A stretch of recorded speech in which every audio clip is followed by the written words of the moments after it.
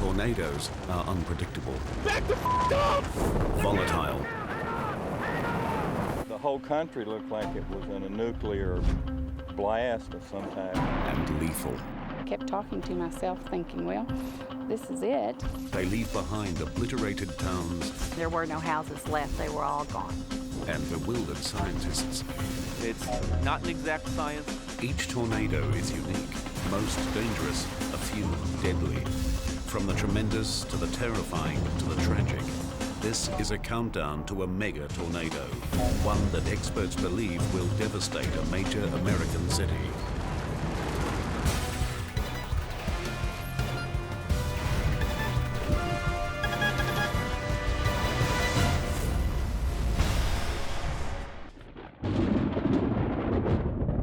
The most ominous tornado warning comes when an apocalyptic-like darkness fills the sky. These clouds are precursors to a powerful storm, a supercell. Most tornadoes form when a violently rotating column of air stretches down from that supercell to touch the Earth. In general, the faster the wind speeds, the more dangerous the tornado. Surprisingly, relatively little is known about these giant killers. Scientists are literally chasing the mysteries of tornadoes across the Great Plains of the United States, better known as Tornado Alley. More than 400 tornadoes threaten to wreak a path of destruction here every year, far more than any other place in the world. The main reason? Ideal atmospheric conditions. The mountains to the west, the Gulf of Mexico to the south, and the fact that there are no physical barriers between here and the North Pole means that we are frequently changing air masses from warm to cold and back again. Tornadoes are measured using the F scale, F for Dr. Theodore Fujita, who classified tornado strength by estimating wind speed based on devastation.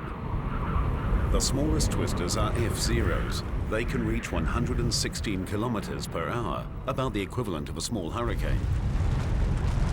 At the other end of the scale are F5s, whose winds reach speeds of up to 512 kilometers per hour. Back up! Back up! Keep going, keep going, keep going! The tornadoes profiled here rise up the Fujita scale from an F2 that rips the roof off a house. Did you see that? To an F5 that lays waste to an entire neighborhood. It's all leading up to a mega tornado, one that some scientists fear will ravage a primary city.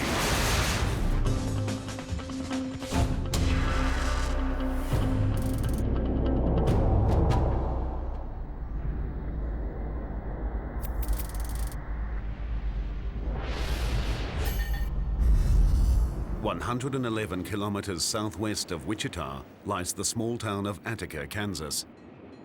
Just over 600 people live here. It's a town you could easily miss. On May 12, 2004, a tornado didn't. On that day, the blue skies over Harper County fill with storm clouds. Shortly after 6 p.m., Dan Smithheisler heads into Attica. I did some work for the banker in there.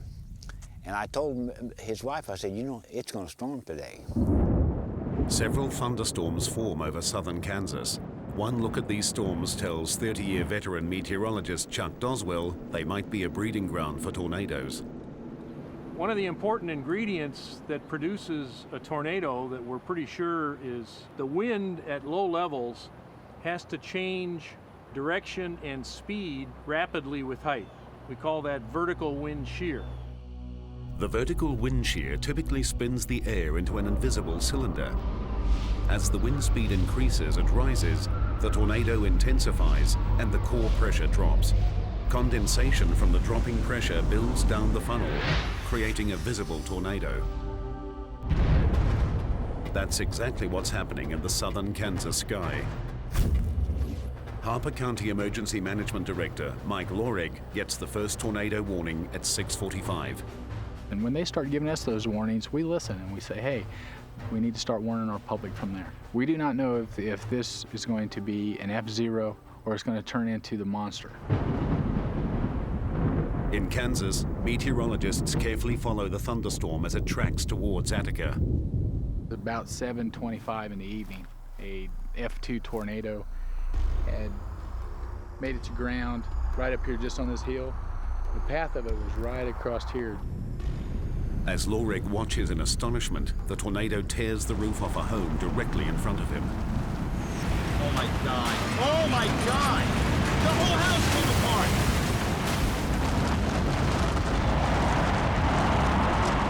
This act of violence is just one of many. The angry skies over Kansas are far from finished.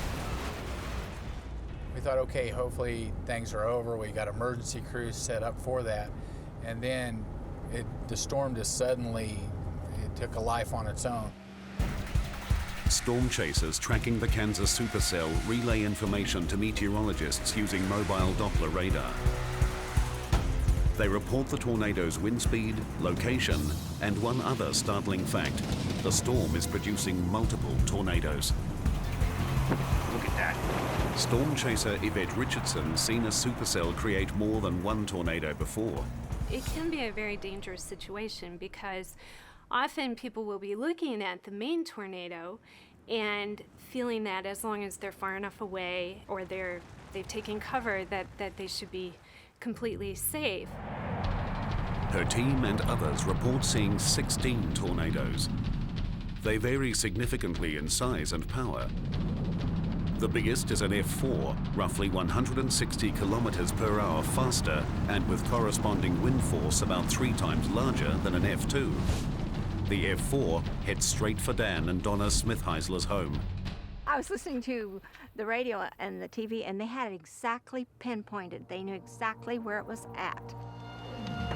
Knowing a tornado's path gives potential victims an average of 12 minutes warning, enough time to save their lives. The Smith-Heislers get the warning, but Dan ignores it. Mesmerized by the golf ball-sized hail that often precedes a tornado, he refuses to join his wife down in the basement. That scared me, and so I started screaming at him to get down, and the dog would not come down. He said, well, Sugar won't come. And she was going in the door, out the door, in the door. Dogs are smart. They know. So when I screamed at Sugar, then she came down. He came down. We started hearing this popping noise. Well, we had a rack of canned goods right over there. Before. And those cans were popping from the pressure change. I can't even It sounded like popcorn going off over there. The tornado batters Dan and Donna's home with winds estimated at more than 322 kilometers per hour. And that's when I got hit on the head with cement or something, you know. I can still hear myself groan. All of a sudden, you're just going to, like, go with it. And that's where I was when he said, we're not going to make it. And that woke me up. And I said, oh, yes, we are too, you know. And you pray really hard. The savage winds rip unrelentingly over the Smith-Heislers' home.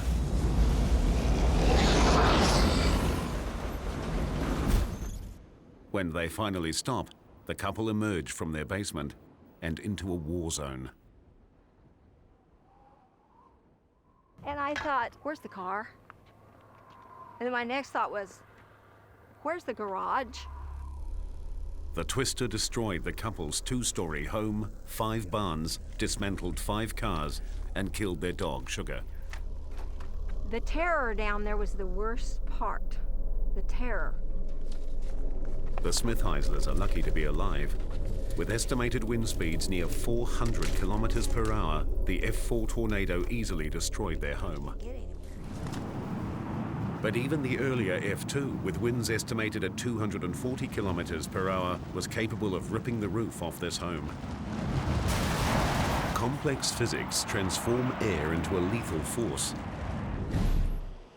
a concept scientists are laboring to understand. What we are trying to do is simulate the tornado as best as we can. So we're actually comparing the wind which we generate here with the measurements made in the field. And the match is pretty good. Saka's tornado simulator is the first of its kind in the world. It uses dry ice to create a visual display of the wind inside a vortex. His machine can produce tornadoes up to 1.2 meters in diameter and 2.4 meters tall. It can reach peak wind speeds of 86 kilometers per hour. When combined with scale models, he's able to replicate damage much larger and faster tornadoes inflict on homes and other structures. Normally, a portion of the roof fails and create a hole in the building, which then the flow starts getting inside, which then creates more load on the walls, and eventually those walls start failing. Sarka's experiments conclude that the destructive force of circulating wind in an F3 or stronger tornado is at least 3 times more powerful than straight-line winds. Since few structures in Tornado Alley are designed to withstand even an F1's winds, this is stark proof that even the weakest tornado is capable of causing damage. The residents of Attica were thankful to have survived the fury of the 16 tornadoes that struck southern Kansas. But when a single F4 twister strikes a small Texas town, its bizarre behavior and surprising power threatens to destroy the entire city. And later, a mega tornado strikes a major American city, something experts say will happen. In 2004, a single Kansas storm produced a swarm of tornadoes that ravaged homes, destroyed property, and terrorized hundreds. But the power and damage of that outbreak was far surpassed by the stunning force and unpredictable behavior of a single Texas twister.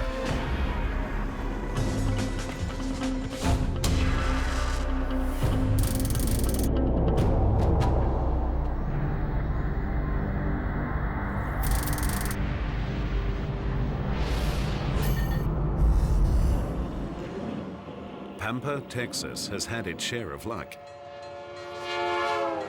The town has prospered since oil was discovered here in 1921. Today, 17,000 residents work the hard soil, farming, ranching, and refining oil. But the town's location in the Texas Panhandle is also its biggest flaw. This is tornado country. On the afternoon of June 8, 1995, Pampa's luck ran out.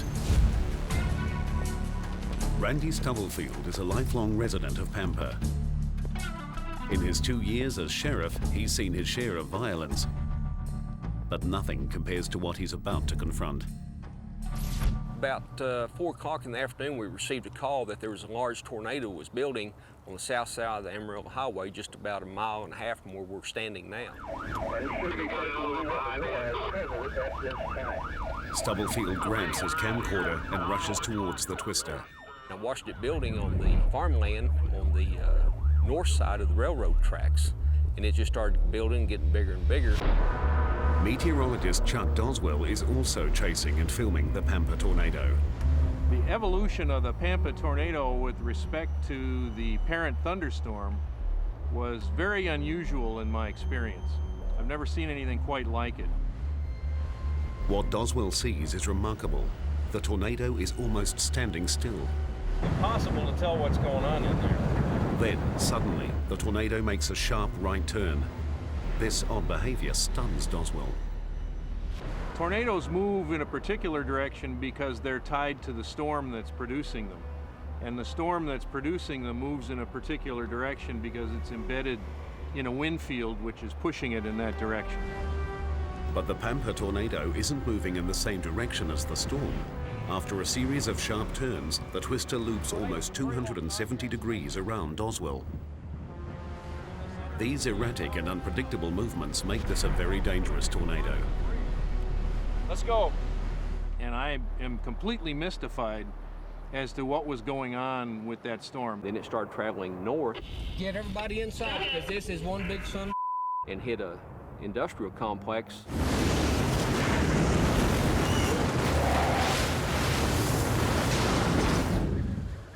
Belinda Waldrop works in that complex with her father. She isn't listening to the news. I learned that there was a tornado out outside the building when my dad came to the door of the office I was in and said, "Belinda, there's a tornado on the ground west of us." I'm curious. I said, "Can we look at it?" And he said, "Oh, no, we don't need to look at it. We need to get under some cover." Belinda and her father dive for shelter as the twister slams towards them. You could hear the tornado approaching. It was like a gyrating woof, woof, just a churning that just got gradually more intense and louder. The lights began to flicker as the pressure was building, and then the lights went out. Whenever you first started seeing the real debris, the metal, the rooftops and all that, that's when it hit the first series of steel buildings in the industrial complex. And then an explosion. The vacuum just took me up off the floor and slammed me into numerous things and was pulling me backward like a rag doll. You're going to see some vehicles going into the air. Transport trailers and truck combinations. Now these units weigh probably 22,000 pounds empty. These were sucked up and in the tornado and were going around and around. Stubblefield and Doswell are among the few to ever film a tornado snatching up 3-ton trucks. This is a massively powerful twister, one that has Belinda Waldrop trapped in its ferocious grip. When I was in it, everything's dark, and I just tried to keep my eyes closed to protect my eyes. I kept talking to myself, thinking, well, this is it. And at that time, I just had a feeling of helplessness because there's nothing you can do. I mean, there's no way you can stop it, or make it go another direction or anything like that. And it was just a sick feeling. That dropped me out here into the parking lot and just dropped me on my back, and I could see the cloud and the tornado. It looked like a white ghost just going up and taking off. Belinda's encounter with the tornado is over, but Randy's is just beginning. But when I realized that it was going to go into the city of Pampa, Stubblefield jumps back into his car and races down the road, directly into the path of the tornado. One of my deputies gets on the air and says, "Watch out, you're too close." Be careful, you're almost there. You know you're too close when debris starts coming in the car with you. I had my windows down and the trash from the circulation was coming into the car with me. It's going into the city at this time. It was headed right straight for the sheriff's office in the downtown section. Well, I had, at that time, about 65 prisoners in jail. And, we had a big, strong building, but this is a big, strong tornado. The twister strikes Pampa, destroying or damaging 200 homes and 50 businesses. Most buildings in the industrial park are ripped off their foundations. Belinda is badly injured and in shock. Of course, I was just stunned and numb. I really couldn't feel anything. I felt like my legs were probably broken. I couldn't get my bearings because there was no building. There were no landmarks that I recognized at all, and I was just taken back. Fearing the worst, Belinda desperately searches for her father. He was draped over a motor. He looked dead, honestly. He was limp, and he wasn't moving. I managed to scoot over close to him and started rubbing him. He woke up and turned his head, and there was blood, and you could just see this white eyeball.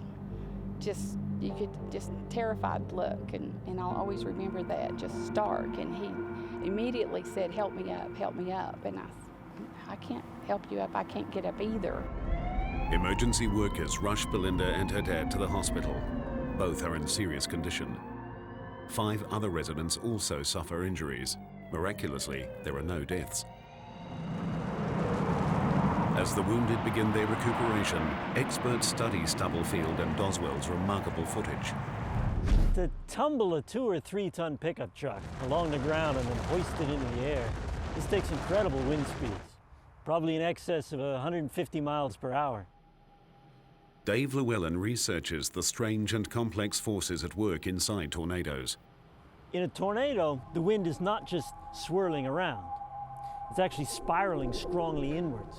Llewellyn believes that once an object like a vehicle is airborne, it can be slammed to the ground by powerful center downdraft winds, then hurled back skywards by updraft winds.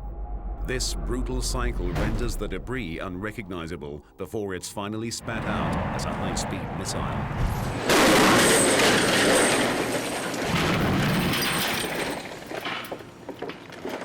Amazing. That was 4,600 pounds thrown into the crane. Scott Schiff and his team at Clemson University are studying the damage a tornado-hurled car can do. We're really testing this roof slab here, and this was designed to be a shelter. It's about 10 inches thick of solid concrete with a double mat of steel reinforcement, so it's heavily reinforced. It's really designed to be able to take large debris impacts. 3, 2, 1, drop! After multiple impacts, the slab begins to crumble.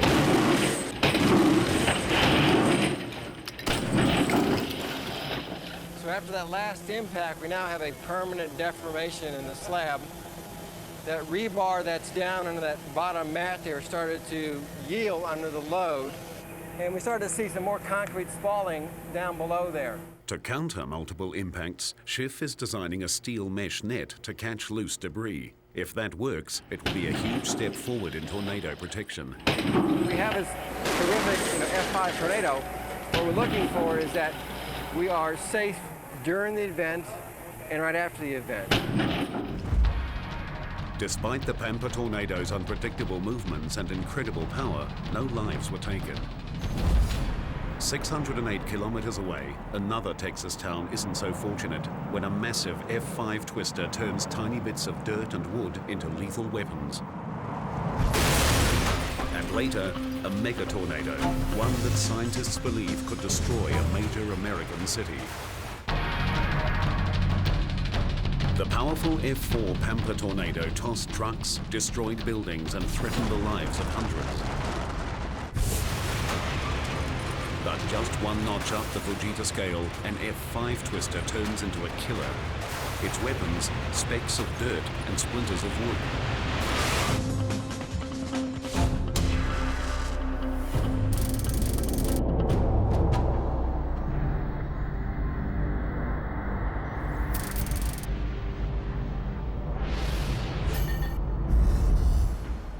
Gerald, Texas was founded in 1909. Located 64 kilometers north of Austin, the town never fully recovered from the decline of the cotton industry in the 1920s and 30s. In 1997, a tornado threatened to wipe Gerald off the map.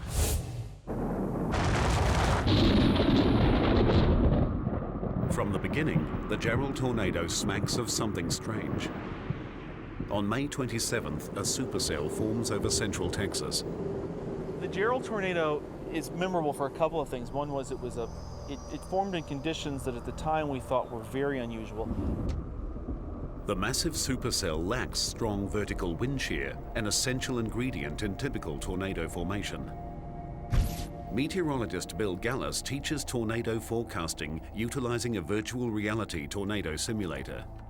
To get a tornado in nature, you need to have really two things. You need a very strong updraft or updraft and downdraft to help stretch the air in the vertical. And you also need to have some source of spin present. Strong wind shear usually provides a tornado with its source of spin.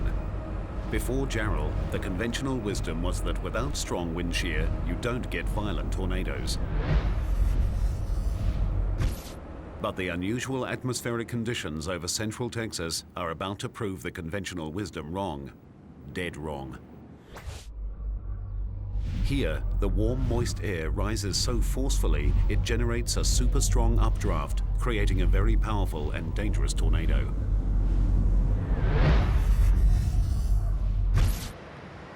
As the skies blacken and the winds rage, LaDonna Peterson and her 8-year-old son leave their mobile home for the safety of her mother-in-law's brick house. I went outside and started watching the clouds outside because they were getting real thick, real dark, real heavy. And all of a sudden, I could hear in the distance, because the wind had picked up, the alarm going off in town. Ken Adams doesn't hear the town alarm. He's asleep. and the dog woke me up. And I could tell that dog was really scared. I knew something was wrong, but I don't hear well, but I could feel it. It was like a thunder that you couldn't hear, but you could feel it.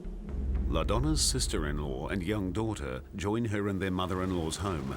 News reports place a tornado 3 kilometers away. My sister-in-law and I went to a window, and we could actually see the tornado in the distance, but it was like it was just sitting there, just turning, not moving at all. In fact, the tornado isn't standing still. Its forward movement is clocked at a slow pace of 16 kilometers per hour. But its internal wind speeds are reaching more than 420 kilometers per hour. Now a killer F5, it descends on the women's refuge. Then all of a sudden we felt a gust of wind hit the house. We could actually see the asphalt being pulled up off of the street, up the road from us. We were sitting there and I said, God, please don't take my family. Then we felt a big gust of wind hit the house and the bathroom door flew open. And at that point, we just started feeling like mud and stuff start coming in, hay. Minutes later, when Ken Adams walks outside to see why his dog is barking, he comes face to face with a nightmare. It was so big at the base, probably a half a mile or 3/4 of a mile, that I didn't realize it was a tornado. And by the time that I did realize that it was too late to go anywhere, I ran to the house, opened the back door, and as I did, the door flew out of my hands and the roof of the house came off. I would sort of be picked up. The house would fall on me again. Suddenly, the tornado is gone. The whole country looked like it was in a nuclear blast of some type. When I first looked up, I thought I was dead. I mean, I really did. Ken is wrenched back to reality when he's forced to take in the horror that surrounds him. More than 300 head of cattle were killed or injured by the tornado. Many that survived had to be shot because of the extent of their injuries. Oh, it was terrible. There's about 300 acres over there, and most of it, you couldn't walk very far without smelling that old dead smell. LaDonna's family emerges from the rubble of their home and into a wasteland. Nearly every home in their subdivision is obliterated. Many of their neighbors are nowhere to be seen. Others are badly injured. Mrs. LaFrance was pinned under a tree, and her daughter was laying in the mud and had some really severe injuries to her legs and her arms. It was raining, and she was saying it was hurting her, hitting the open wounds, so the only thing I could find was a dirty blanket laying on the ground to cover her up with, just to keep the rain from hitting the wounds so bad. Later we found out that Mr. LaFrance had been killed in the tornado, and the daughter had been crying through the whole thing, wanting to know where her dad was. 27 people died that day. Half were children. Entire families killed.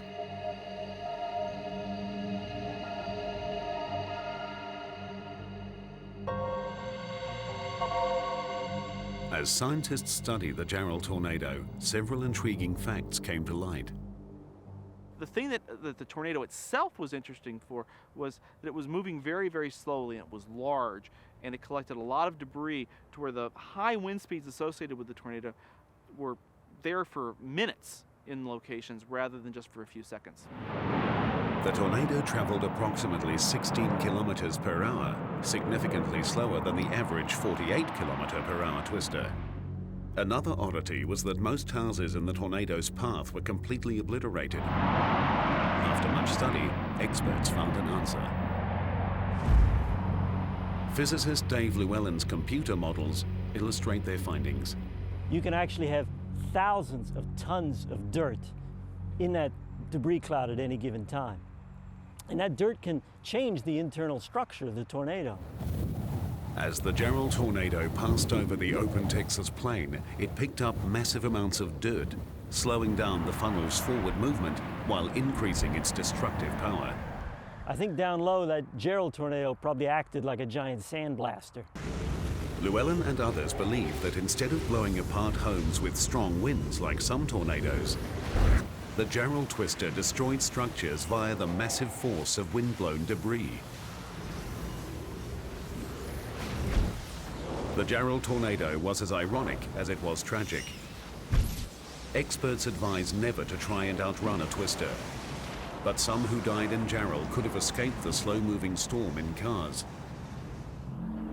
Experts advise potential victims without storm shelters to hide in interior rooms like closets or bathrooms.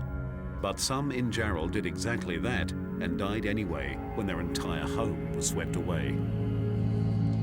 Still, because no two twisters are ever the same, experts advise that the best option is an underground shelter or safe room built to specific codes.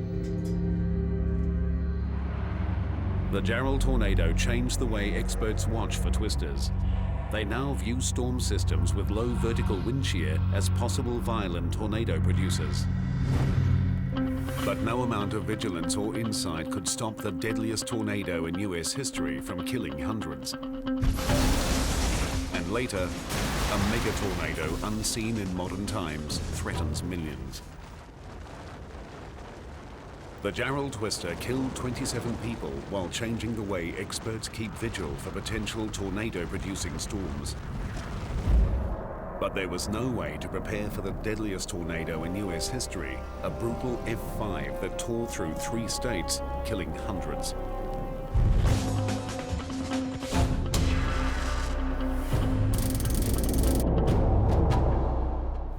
On March 18, 1925, a single tornado slaughtered 695 people in Missouri, Illinois, and Indiana.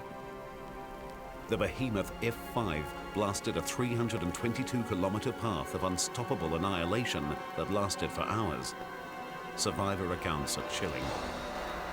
The air was filled with 10,000 things, boards, poles, whole sides of little framed houses.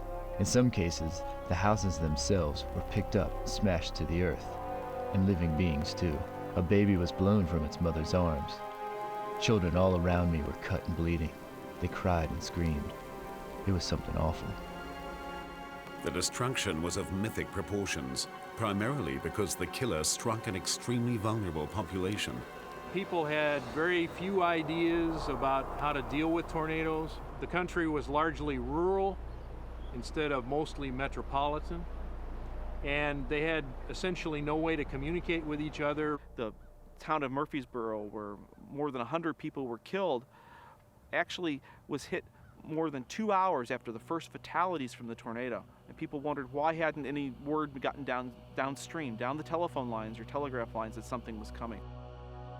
In 1925, several million people lived in small rural towns throughout Tornado Alley. Today, tens of millions call it home. Modern communication means better warnings, but evacuating a major city before an F5 strikes is still impossible. On May 3, 1999, the people of Oklahoma City faced the worst F5 in modern history.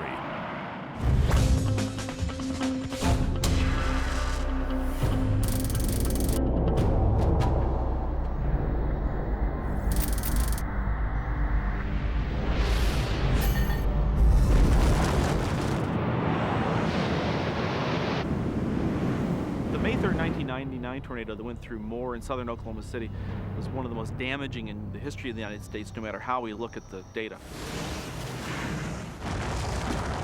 Late in the afternoon of May 3, 1999, weather forecasters in Oklahoma carefully track multiple supercell storms and then the tornado reports that begin flooding in. At home with her 8-year-old son, Dana Grimm watches the local news. We had been watching the coverage for hours. He said it just kept building momentum, getting bigger and bigger, and if you were above ground, you weren't going to make it. The storm system is intense, complicated, and growing. Weather trackers watch in awe and shock as multiple storms produce multiple tornadoes.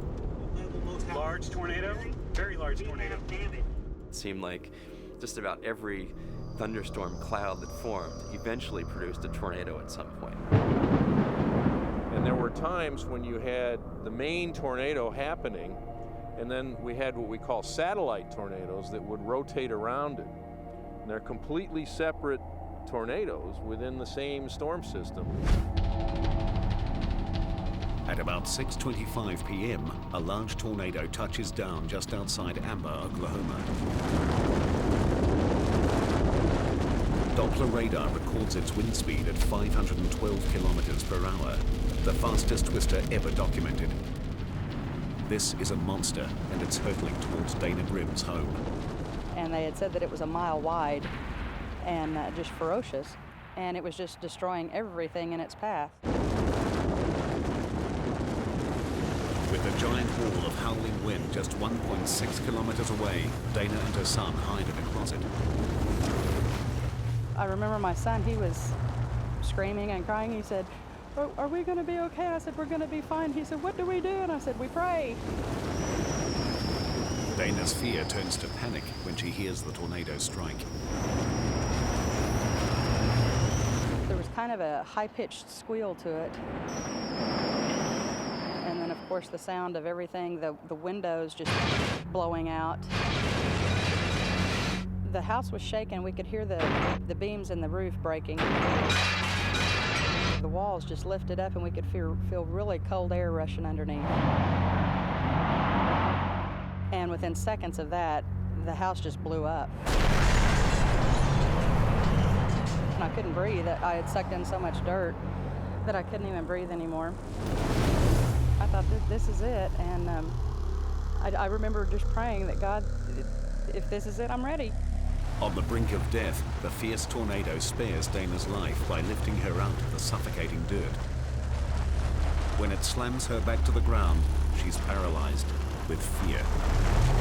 And I realized then that I didn't have my son. So I started screaming for him, and he came running over, and it was just a miracle of God because we were both barefoot. He came running over to me, did not have one puncture wound on his feet. The F-5 continues towards the center of Oklahoma City, crossing major highways filled with rush hour traffic. As the tornado hurtles towards them, some people panic. They abandon their cars in a desperate attempt to find shelter.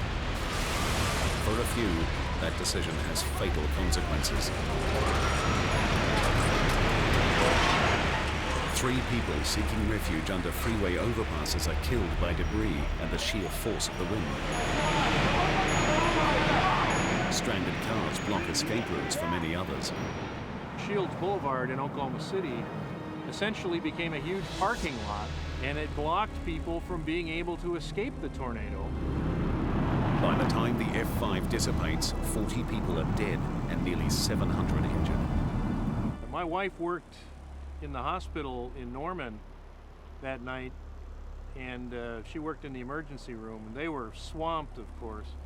She saw some really horrific injuries. People came in covered with splinters of wood, looked like pincushions. So much wood. Awful things. Many survivors suffer multiple painful wounds from being impaled by debris. Cheryl Brown studied the injuries and deaths in Oklahoma. There were also injuries that were related to debris being embedded inside the body, all the way from small splinters to very large objects such as 2x4s.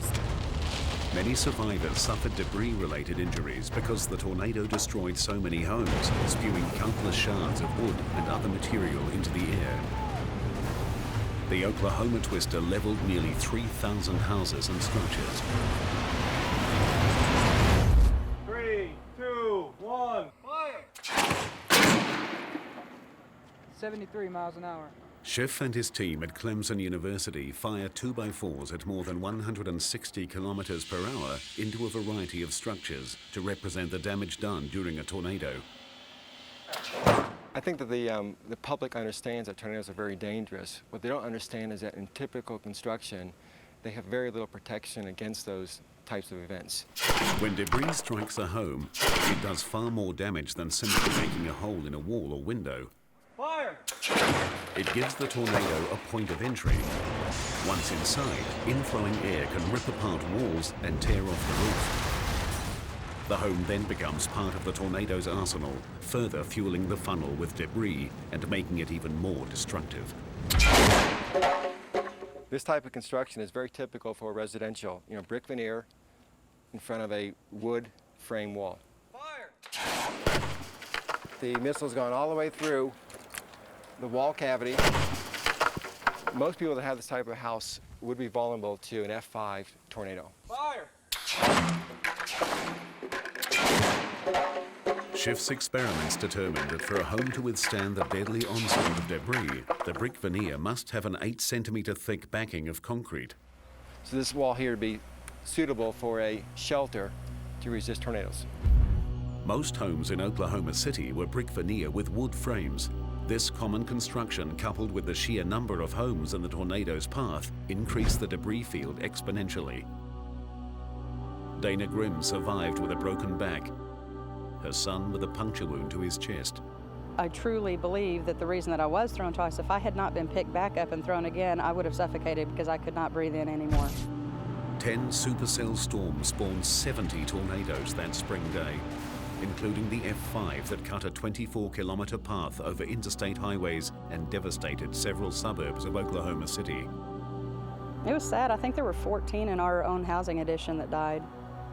And it's a miracle of God that we didn't. The Oklahoma tornado caused more than $1 billion in damage, the costliest tornado in U.S. history. Complete and total devastation. The homes that you see over here now were completely gone. It was a rubble pile. If you had been in the open, it would not have been a very pleasant place to be. Things would have been much worse if the tornado had veered just 16 kilometers to the west, striking the heart of downtown Oklahoma City. Even so, the Moore, Oklahoma tornado and its companion twisters rank as the most deadly and destructive outbreak in modern history. They would be far surpassed by an F5 striking a major American city. That would be a mega disaster, one experts warn could happen. Every year, major U.S. cities in Tornado Alley play a game of Russian roulette with massive twisters that wreak havoc there. In 1999, Oklahoma City lost the game when a giant tornado killed 40 people, injured nearly 700, and racked up costs of more than $1 billion. Only sheer luck kept the tornado from striking downtown. Researcher Scott Ray knows the next major city to be struck by an F5 may not be so fortunate. Dallas is overdue for a large, violent class tornado. Dallas, Texas is a boomtown sprawled along the southern boundary of Tornado Alley. It's one of the largest and fastest growing metro areas in the U.S. with more than 5 million residents and 600 corporate headquarters. Dallas is 10 times larger than Oklahoma City. I was shocked a bit when I saw some of the aerial footage of Oklahoma City. The amount of damage that had occurred in that was pretty amazing. Ray assists local governments with planning for hazards, especially threats from tornadoes. To help Dallas prepare for a possible mega disaster, he has modeled over 60 different scenarios of how the Dallas region would be affected by a violent tornado. For reasons of credibility, it was very important that we look at an event that actually had occurred somewhere else. So we took the event in Oklahoma City basically because the data was very good for that particular event, and we could transpose it by just moving those same geographical characteristics of the tornado on top of the geography of Dallas-Fort Worth. So we got to see it kind of from our own perspective. Ray and his team painstakingly overlaid the exact path taken by the Oklahoma tornadoes over the Dallas-Fort Worth area. A mega disaster unfolds when Oklahoma's F5 tornado rampages through downtown Dallas. It would easily be the worst damaging tornado event that we have had to date in the U.S.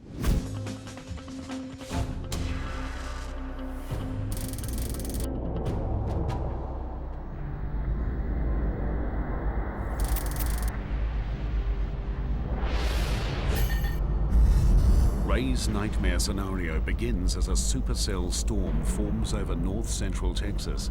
A 160-kilometer-per-hour tornado, an F3, touches down in a dusty field 10 miles southwest of Dallas. Its first target is the suburb of Cockrell Hill. While packing winds in excess of 320 kilometers per hour, cars are tossed aside, buildings are decimated. the tornado continues northeast, unrelenting in its assault on thousands of homes. The twister's internal wind speeds rise past 400 kilometers per hour, turning it into an F5. Fueled by tons of debris, the giant tornado slows as it descends on the busy freeway. A clogged highway holds a heck of a lot more people than one that is moving comfortably. And the other problem that you have is, where do you go? Panic ensues as many abandon their cars, creating a traffic jam that traps thousands. The 443 km/h winds effortlessly swat cars off the highway. Anyone hiding under an overpass is vulnerable to flying debris and violent winds.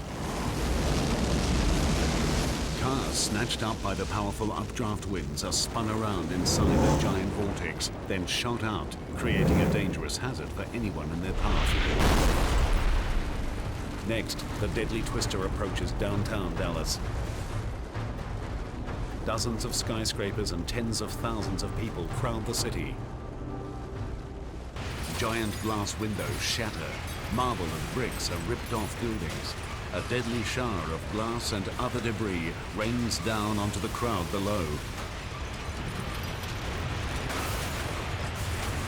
Most of the skyscrapers in the Dallas-Fort Worth area are predominantly covered with glass on the outside, and that's not very durable. But the amount of damage from getting wind and broken glass spread out through a downtown area is going to be pretty dramatic. A packed commuter train snakes through the city. It swept off the tracks and slammed into a skyscraper, killing hundreds in the train and office buildings. There's little doubt that debris would be probably the largest generator of damage in the Metroplex, and it's basically because there's so much of it that can be generated, and you name it, it could be wood, bricks, gravel, just about anything you can imagine can become a projectile, and with almost unlimited supply.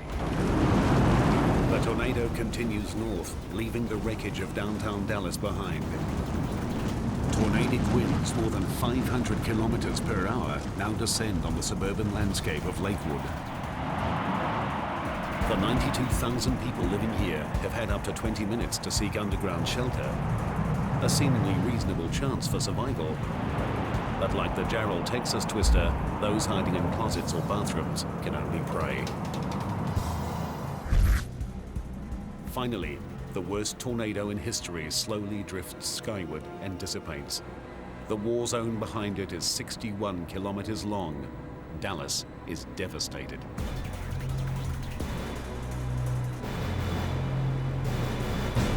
I don't think there's any way to really sugarcoat an event. It's going to be difficult to deal with regardless. So there's going to be a lot of damage. There are going to be a lot of people that need help. Total damages approach $5 billion. Tens of thousands are homeless and scores injured. The death toll is unknown. Fatalities are difficult to really quantize because they involve people making decisions. And there are good decisions that can be made, bad decisions. We don't know what decision they're going to make. The best decision city planners can make is to prepare with multiple underground shelters, rehearsed evacuation plans, and a vigilant public. But even that won't likely be enough. I think it would pretty much be impossible financially to build a city that could really survive violent class tornadoes or any scenario like that. With increasing populations in major metropolitan cities throughout Tornado Alley, science is in a life or death race against time to understand one of Mother Nature's biggest secrets.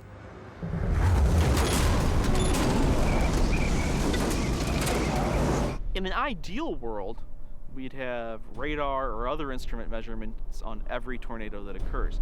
In the practical world that we live in, that's just not going to happen. Okay, this storm in the next hour is going to produce this type of tornado.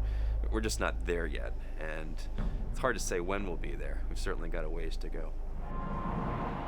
Given the limited ability to predict tornadoes, there is a very real cause for concern.